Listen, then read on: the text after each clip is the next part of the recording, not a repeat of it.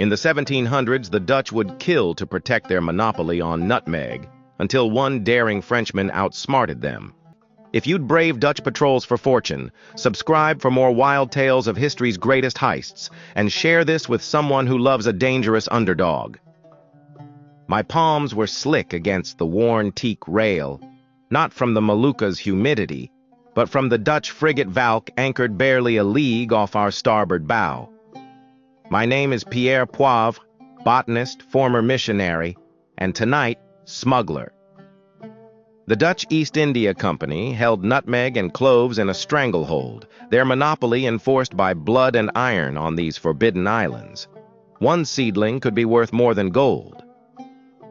Disguised as a petty trader collecting shells, I'd spent weeks whispering in shadowed corners of Ambon's docks. The price? Exorbitant. The risk? Death.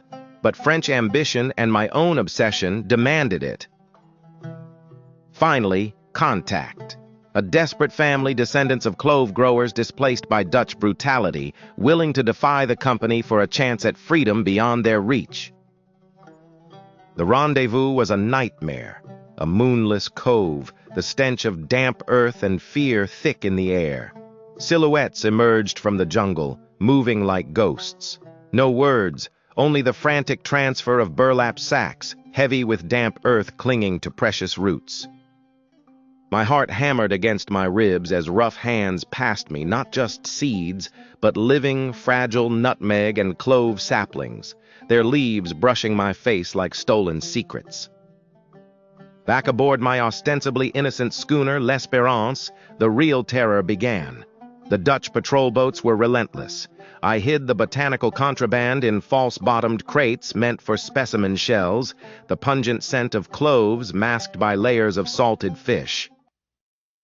Every shouted order from a passing pinnace, every lantern beam sweeping our deck, felt like a knife at my throat.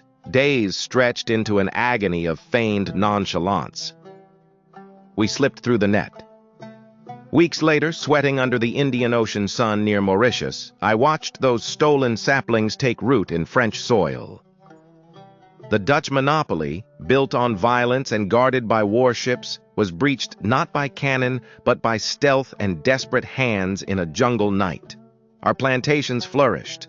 The price of nutmeg plummeted in Europe. The VOC's power began its long, fragrant unraveling, and it started with roots hidden beneath stinking fish, trembling in my hold. The scent of cloves would forever smell like betrayal and triumph.